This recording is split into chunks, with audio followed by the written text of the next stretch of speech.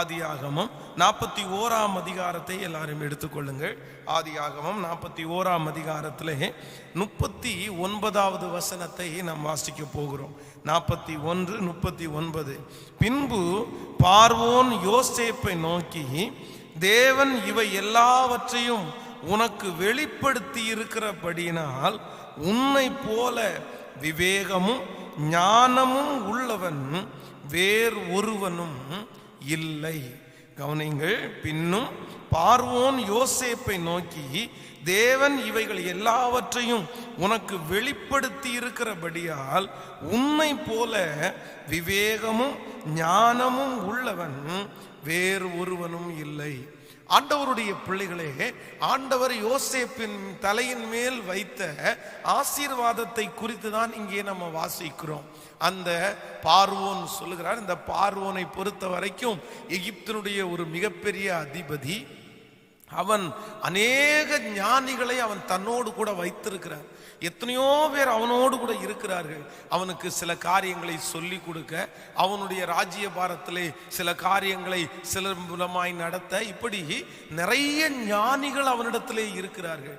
ஆனா அந்த பார்வோன் சொல்லுகிறான், எத்தனையோ ஞானிகள் என்னிடத்திலே இருந்தாலும் நம்ம ஆராதிக்கிற கர்த்தர் பெரியவர், தேவன் இவை எல்லாவற்றையும் உனக்கு வெளிப்படுத்தி இருக்கிறதுனால உன்னை போல ஞானம் உள்ளவன் ஒருவனும் இங்கே இல்லை.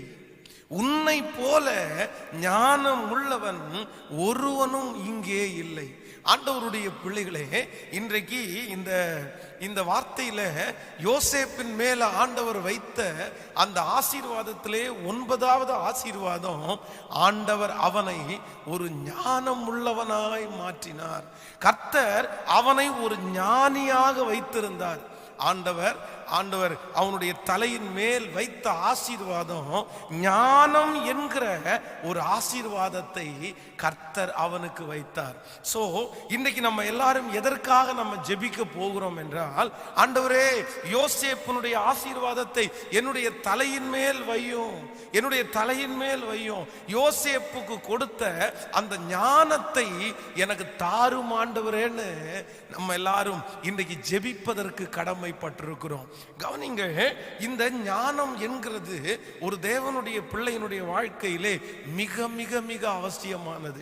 இன்றைக்கு நிறைய பேர் கஷ்டப்படுகிறதற்கு காரணம், நிறைய பேர் ஏமாந்து நிற்கிறதற்கு காரணம், நிறைய பேர் தங்களுடைய வாழ்க்கையே இழந்து போகிறதற்கு காரணம் ஆண்டவர் கொடுக்காமல் இல்லை, ஆண்டவர் அவர்களை ஆசீர்வதிக்காமல் இல்லை. ஆண்டவர் அவர்களை ஆசீர்வதித்தார், ஆண்டவர் அவர்களுக்கு கொடுத்தார், ஆண்டவர் அவர்களை எச்சரித்தார். நிறைய மனிதர்கள் மூலமாய் ஆண்டவர் அவர்களோடு பேசினார். ஆனா இன்னைக்கு நிறைய பேர் என்ன பண்றாங்க அப்படின்னா, அந்த ஞானம் இல்லாததுனாலே எல்லாவற்றையுமே இன்னைக்கு விட்டுட்டாங்க. கர்த்தர் கொடுத்ததை இழந்துட்டாங்க. ஆண்டவர் கொடுத்த எல்லா ஆசீர்வாதமும் அவர்களை விட்டு கடந்து போனது. இந்த ஜெபத்தில் இருக்கிற நீங்கள் கூட இன்றைக்கு நினைக்கலாம், பாஸ்டர் உண்மைதான், எனக்கு எத்தனையோ ஆசீர்வாதங்கள் எனக்கு இருந்துச்சு, எத்தனையோ உயர்வுகளை ஆண்டவர் எனக்கு தந்தாரு, ஆனா என்னுடைய சொற்ப மதியினம், என்னுடைய கொஞ்ச அந்த ஞான குறைவு என் வாழ்க்கையில பெரிய தோல்வியை கொடுத்துருச்சு பாஸ்டர். நான் இன்னைக்கு நஷ்டப்பட்டு நான் நிற்கிறேன், நான் இன்னைக்கு ஏமாந்து நிற்கிறேன். எத்தனையோ பேர் அப்படி சொல்லலாம். ஆனால் நான் நம்புகிறேன், இதற்கு முன்பாக உங்களுடைய வாழ்க்கை அப்படி இருந்தாலும் இன்றைக்கு ஆண்டவர் உங்களோடு பேசுகிறார். இல்லை இல்லை, ஞான குறைவா இருக்கிற உங்களுக்கு ஆண்டவர் திரும்பவும் அந்த ஞானத்தை தருவேன் என்று வாக்கு கொடுக்கிறார். நீங்கள் ஒருவேளை உங்களை நீங்க கில்ட்டியா நீங்க ஃபீல் பண்ணிட்டு இருக்கலாம், நான் இப்படி நடந்துட்டேனே, இப்படி மதியீனமா நான் செஞ்சுட்டேனே, இப்படி ஞான குறைவா நான் நடந்துட்டேனே அப்படின்னு உங்களையே நீங்கள் வருத்தி கொள்ளலாம். ஆனால் இன்றைக்கு யோசேப்பினுடைய தலையின் மேல் அந்த ஆசீர்வாதத்தை வைத்த அந்த கர்த்தர் தான் இன்றைக்கு உங்களை பார்த்து சொல்லுகிறார், மறுபடியும் ஆண்டவர் இந்த ஜெபத்திலே இருக்கிற அனைவரையும் கர்த்தர் ஞானத்தினால நான் நிரப்புவேன் என்று கர்த்தர் வாக்கு கொடுக்கிறார். ஐயோ, என் மகன் ஞானம் இல்லாம இப்படி நடக்கிறானே, என் மகள் ஞானம் இல்லாம இப்படி இழந்துட்டாளே அப்படின்னு ஏதோ ஒரு பெற்றோர் இந்த இடத்துல ஒருவேளை துடித்து கொண்டே இருக்கலாம். பாஸ்டர், என் பிள்ளைக்கு ஞானமே இல்லை, ஏமாந்து போறான். எல்லாருமே அவனை ஏமாத்துறாங்க, எல்லாருமே அந்த பிள்ளையை ஏமாத்துறாங்க. எப்படி நான் செய்யறது? அவனுக்கு சொன்னா புரிய மாட்டேங்குது, அது அவனுடைய மண்டையில ஏறவே மாட்டேங்குது. அப்படி பிள்ளைகளை குறித்து கவலைப்பட்டால் கூட இன்றைக்கு நாம் ஜெபிக்க போகிறோம். ஆண்டவரே, அந்த ஞானத்தை என் பிள்ளைக்கு தாரும் என்று ஜெபிக்கும் போது நிச்சயம் ஆண்டவர் தருவேன் என்று கர்த்தர் வாக்கு கொடுக்கிறார். நம்புறவர்கள் கரங்களை உயர்த்தி ஒரு ஹalleluya சொல்லுங்கள். ஹalleluya. கேட்கலாமா? கைகளை உயர்த்தி ஆண்டவரிடத்துல கேட்கலாம். ஆண்டவரே, இந்த யோசேப்புனுடைய இந்த 9வது ஆசீர்வாதம், அந்த ஞானம் என்கிற ஆசீர்வாதம் என் தலையின் மேல இருக்கட்டும் என்று சொல்லி ஜெபியுங்கள். ஆண்டவரிடத்துல கேளுங்க, ஆண்டவரே எனக்கு அந்த ஞானத்தை கொடுப்பீராக, என் பிள்ளைக்கு அந்த ஞானத்தை கர்த்தர் கொடுப்பீராக. ஆண்டவர் ஒரே நாளில் தர வல்லவராய் இருக்கிறார். நம்முடைய பரிசுத்த வேதாகமம் யாக்கோபு எழுதின நிருபத்திலே சொல்லுகிறது, உங்களில் ஒருவன் ஞானத்தில் குறைவுள்ளவனாய் இருந்தால் யாவருக்கும் சம்பூரணமாய் கொடுக்கிறவரும் ஒருவரையும் கடிந்து கொள்ளாதவருமாய் இருக்கிற தேவனிடத்தில் கேட்க கடவன். ஒரு நாள் நடந்த சம்பவத்தை மறக்கவே முடியாது. ஒரு நாள் ஆலயத்தில் நான் இருக்கும்போது இந்த சாட்சியை ஏற்கனவே கூட நான் பகிர்ந்து கொண்டிருக்கிறேன். ஒரு அருமையான ஒரு தகப்பனாரும் ஒரு தாயாரும் தன்னுடைய பிள்ளையை அழைத்து கொண்டு வந்தார்கள். அவன் ஸ்கூல்ல படிச்சான். அப்போ அவனுடைய கையில் ஒரு நோட்டோடு அவங்க வந்தாங்க. என்னிடத்துல ஜெபித்தார்கள். பாஸ்டர், இந்த மாதிரி இவன் ரொம்ப நல்லா படிக்கிறவன், இவன் எக்ஸாம் எல்லாம் ரொம்ப அழகாக எழுதுறவன், ஆனால் நான் கேட்டால் எல்லாத்தையுமே சொல்லிடுறான், இவனுடைய ஹேண்ட் ரைட்டிங்கில் அவன் மிஸ் பண்ணிடுறான் பாஸ்டர், அவனுடைய ஹேண்ட் ரைட்டிங் நல்லாவே வரமாட்டேங்குது. இது அவருடைய ஸ்கூல் வாத்தியாரெல்லாம் அவனுடைய கையிலே அடித்ததுக்கு அப்புறம் கூட அவனால் எத்தனையோ ப்ராக்டிஸ் பண்ணி அவனால் சரியாக எழுத முடியல. என்ன பண்ணுறதுனே தெரில. நீங்கள் ஒரு ஜோம் பண்ணிட்டீங்கன்னா, இல்லைன்னா உங்களுடைய கரத்தை பிடிச்சி இந்த நோட்டில் அவனுக்கு ஒரு எழுத்து எழுதிட்டீங்கன்னா அவன் சரியாயிடுவான் அப்படின்னு நாங்கள் நம்புகிறோம் அப்படின்னாங்க.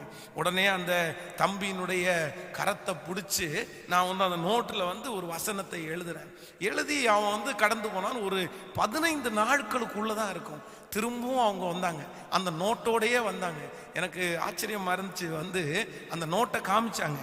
அந்த 15 நாளைக்கு முன்பாக அவர்கள் அந்த எழுதினதும் அதற்கு பிறகு அவர்கள் எழுதினதும் பார்த்தீங்கன்னா ஒரு மிகப்பெரிய வித்தியாசம். ஸோ அவ்வளோ ஞானத்தை கொடுத்து, அவ்வளோ அழகான ஹேண்ட் ரைட்டிங்கை கொடுத்து ஆண்டவர் அந்த மகனை சாட்சியாய் நிறுத்தினார். ஸோ ஆண்டவரிடத்துல கேளுங்க. இன்னைக்கு உலகத்திலே இருக்கிற ஜனங்கள் ஞானத்திற்காக என்னென்னமோ செய்யறாங்க. அதான் நான் படிப்பு வேண்டாம் என்று சொல்லவே இல்லை. கண்டிப்பாக எல்லாருக்கும் படிப்பு அவசியம். ஆனா நான் சொல்றேன், படிச்சவங்க எல்லாருமே ஞானவான்களாக இன்றைக்கு இல்லை. டிகிரி மேல டிகிரி படிச்ச உடனே ஞானம் வரும்னு சிலர் நினைக்கிறாங்க.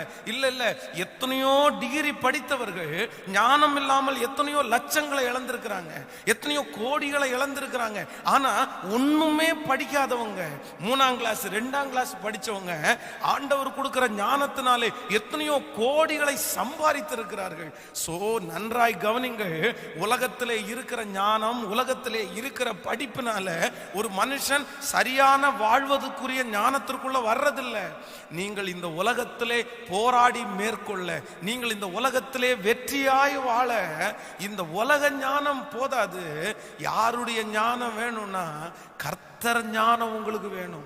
ஆண்டவருடைய ஞானத்தை ஒவ்வொரு தேவனுடைய பிள்ளையும் இதை கேட்கணும். என் வாழ்க்கையிலே நான் ஜெபிக்கிற ஒரு முக்கியமான ஜெப குறிப்போ, ஆண்டவருடைய சமூகத்தில் எப்பொழுதுமே இந்த ஊழியம் ஆரம்பித்ததுலேருந்து அப்படிதான் ஜெபிப்பேன். ஆண்டவரே, நான் என்னுடைய வயதோ சிறியது, ஆனா என் கையில கொடுக்கப்பட்டிருக்கிற பொறுப்போ ரொம்ப பெரிய பொறுப்பு.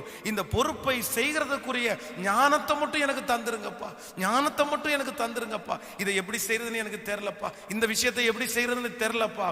அந்த ஞானத்திற்காக ஜெபிக்கும் போது ஆண்டவர் ஞானத்தினால நிரப்புகிறதை நான் உணர்ந்திருக்கிறேன். நீங்கள் வேதத்திலே தாவீதுனுடைய மகனை குறித்து வேதத்தில் வாசிக்கும் போது சாலோமன் தன்னுடைய வாழ்க்கையில ஒரே ஒரு காரியத்தை தான் ஆண்டவரிடத்துல கேட்கிறான். ஆண்டவர் ரொம்ப அவனுக்கு பிடிச்சிருச்சு. அப்போ ஆண்டவர் கேட்கிறாரு, உனக்கு என்னப்பா வேணும் அப்படின்னு கேட்கும்போது அவன் சொல்றான், ஆண்டவரே, இந்த திரளான ஜனங்களை நடத்துறதற்கு எனக்கு ஞானத்தை கொடுங்க ஆண்டவரேன்னு கேட்கிறான். அதான் ஆண்டவர் ரொம்ப பிடிச்சிருச்சு. எப்பா, நீ அந்நிய நாட்டு ராஜாக்களுடைய பிராணனை நீ கேட்கலப்பா, யுத்தத்துல நீ ஜெயிக்கணும்னு கேட்கல. ஆனா நீ ஞானத்தை கேட்டதுனால உனக்கு ஞானம் மட்டுமல்ல, நீ கேளாத ஐஸ்வர்யத்தையும் உனக்கு தந்தேன் என்று ஆண்டவர் வாக்கு கொடுக்கிறார். சோ நம்முடைய ஆண்டவர் ஞானத்தை நீங்க கேட்கிறத ஆண்டவர் விரும்புறாரு. சிலரை பாருங்க, எல்லாமே எனக்கு தெரியும் அப்படின்னு நினைக்கிறாங்க. என்னுடைய வாழ்க்கையில ஒரு ரொம்ப சோகமான ஒரு வாலிபனை நான் சந்தித்தேன். அவனுடைய வாழ்க்கையில அவனுடைய திருமண காரியம், அந்த திருமண காரியத்துல என்னிடத்துல அந்த திருமணத்துல அவன் திருமணம் செய்ய போகிற அந்த பெண்ணினுடைய போட்டோவை என்னிடத்துல காண்பித்தான். அந்த போட்டோவை காமிக்கும் போது அவங்க பொட்டு வச்சிருந்தாங்க, பூவெல்லாம் நிறைய வச்சிருந்தாங்க. உடனே நான் அவனை பார்த்து கேட்டேன், எப்பா நீ ஒரு ஆவிக்குரிய பையன், இந்த பொண்ணை நீ கல்யாணம் பண்ண போறியே, இந்த பொண்ணு ரட்சிக்கப்பட்ட பொண்ணா அப்படின்னு கேட்டேன். உடனே அவன் சொன்னான், இல்ல அவன் ரட்சிக்கப்பட்ட பொண்ணு இல்லைனாலும் அவ ஏசப்பாவுக்கு விரோதி எல்லாம் இல்லை, அவளை ரட்சிப்புக்குள்ள நடத்திடலாம் அப்படின்னு. அப்ப சொன்ன, ஞான ஸ்நானம் எடுக்காம எல்லாம் திருமணம் பண்ணி வைக்க முடியாது, அதெல்லாம் ஒன்றும் பிரச்சனை இல்லை பாஸ்டர், எனக்கு ஒரு ஃப்ரெண்ட் இருக்கிறார் பாஸ்டர், அவர் மூலமா நான் ஞான ஸ்நானம் எடுத்துக்குவேன் அப்படின்னு. நான் சரி நம்ம டக்குன்னு வேண்டாம் அப்படின்ற வார்த்தையை நம்ம டக்குன்னு சொல்லிட முடியாது. நான் அவன்கிட்ட சொன்னேன், நீ பார்த்துக்க, நீ கொஞ்சம் ரொம்ப கவனமா இரு, ஏன்னா திருமண வாழ்க்கை, நீ கவனமாய் நீங்க ஜெபித்து தான் இதை முடிவெடுக்கணும் அப்படின்னு சொன்னேன். உடனே நான் ஒரு வார்த்தை சொன்னா, பாஸ்டர் எனக்கு நிறைய தெரியும் பாஸ்டர், அந்த பிள்ளைய குறித்து எல்லாமே எனக்கு தெரியும், நான் மோஸ்ட்லி மிஸ்டேக் பண்ண மாட்டேன், எத்தனையோ பேருடைய வாழ்க்கையை நான் பார்க்குறேன்ல, எனக்கு தெரியாதா அப்படின்னு. தன் மேல அவனுக்கு ரொம்ப பெரிய கான்ஃபிடென்ட், அவன் மேல அவனை ஒரு பெரிய ஞானி அப்படின்னு நினைச்சிட்டான். அவன் எப்போ பேசும்போது அப்படிதான், எனக்கு அது தெரியும் அப்படின்னு. நாட்கள் தாண்டினது, திருமணமானது, திருமணம் முடிந்து பிள்ளைகளும் பிறந்தார்கள். ஆனா சமீபத்துல அவனை சந்திக்கும் போது அவன் சொன்ன ஒரு வார்த்தை என்னுடைய இருதயத்தை ரொம்ப உடைச்சிருச்சு. பாஸ்டர், நான் ஒரு ஃபெயிலியரான பர்சன் அப்படின்னா, நான் ஒரு ஃபெயிலியரான பர்சன் அப்படின்னா, இதே வார்த்தையை அவன் சொன்னான். நான் ஏன் அப்படி சொல்றேன் அப்படின்னு. இல்ல என் வாழ்க்கையும் ஃபெயில் ஆயிடுச்சு, என் வேலை ஃபெயில் ஆயிடுச்சு, எல்லாமே நான் ஃபெயில் ஆயிடுச்சு. எப்பா என் மனசுக்குள்ள நினைச்சா, ஒரு நாள் அவனுடைய வாய் சொல்லிருச்சு, எனக்கு எல்லாமே தெரியும் அப்படின்னு சொன்னவன். எனக்கு எல்லாமே தெரியும், என் வாழ்க்கையை எப்படி நடத்துறதுன்னு எனக்கு தெரியும், என்னுடைய வாழ்க்கையை எப்படி செலக்ட் பண்றதுன்னு எனக்கு தெரியும். ஆனா இன்னைக்கு அவனுடைய வாயிலிருந்து ஃபெயிலியர்ன்ற வார்த்தை வந்துருச்சு. சோ இந்த ஜெபத்துல இருக்கிற யாரையும் நான் குற்றப்படுத்தல. நீங்க கூட ஒரு காலத்துல உங்களுக்கு எல்லாமே தெரியும்னு நீங்க நினைஞ்சிருக்கலாம். நீங்க எடுக்கிற டிசைட் தான் அது கரெக்டா, அது மாறவே மாறாது. நான் தப்பா டிசைட் பண்ண மாட்டேன், நான் தப்பா எந்த காரியத்தையும் சொல்ல மாட்டேன் அப்படின்னு ஒருவேளை டிசைட் பண்ணி நீங்க செஞ்சது தவறுன்னு இப்போ உங்களுக்கு தெரிய வந்திருக்கலாம். ஐயோ பாஸ்டர் நான் மிஸ் பண்ணிட்டேன்னு சொல்லலாம். ஆனா திரும்பவும் ஒரு விஷயம் ஆண்டவரிடத்துல கேட்டு, ரெடி தெரியாம செஞ்சுட்டேன், எனக்கு திரும்ப அந்த ஞானத்தை கொடுங்கன்னு ஆண்டவரிடத்துல கேட்டா, வேதம் சொல்லுது, நீங்க ஞானத்தை கேட்கிறது ஆண்டவருக்கு ரொம்ப பிடிக்கும். நீங்கள் நீதிமொழிகளிலே வாசிப்பீர்களே ஆனால், நீதிமொழிகளுடைய அநேக பகுதிகள் ஞானத்தை குறிச்சுதான் எழுதப்பட்டிருக்கிறது. பேதையான ஒரு வாலிபனை நான் பார்த்தேன். அந்த வாலிபன் மாலை மயங்குகிற நேரத்தில் அவள் இருக்கிற சந்துக்கடுத்த தெருவில் அவன் போகும்போது அவள் பின்னே போனான், அம்பு அவனுடைய ஈரலை பிளந்தது. சோ அந்த இடத்துல சொல்லும் போது பேதையான வாலிபன். சோ கவனமாய் கவனிங்க ஆண்டவருடைய பிள்ளைகளே, ஒரு வாலிபனுடைய வாழ்க்கையில கூட அவன் பேதையானவனாய் இருப்பானே ஆனால் அவனுடைய உயிருக்கே ஆபத்து அப்படின்னு ஆண்டவர் சொல்றாரு. இன்னும் ஆண்டவர் சோம்பேறிகளை பார்த்து சொல்றாரு, எறும்பினிடத்துல போய் கற்றுக்கப்பா, அது ராஜாவும் பிரபுவும் இல்லாம இருந்து எப்படி அது சேர்த்து வைக்குது. அப்போ ஞானமாய் இருக்க வேண்டும் என்கிறத வேதத்துல ஒரு இடத்துல அல்ல, கர்த்தர் பலாயிரம் இடத்துல ஆண்டவர் எழுதி வைத்திருக்கிறார். தேவன் பயன்படுத்தின ஒவ்வொரு தேவ பிள்ளைகளுக்கும் ஆண்டவர் ஞானத்தை தான் முதல்ல கொடுத்தாரு. சோ இன்றைக்கு மிக அவசியமான ஒன்று, அப்பா எனக்கு ஞானம்.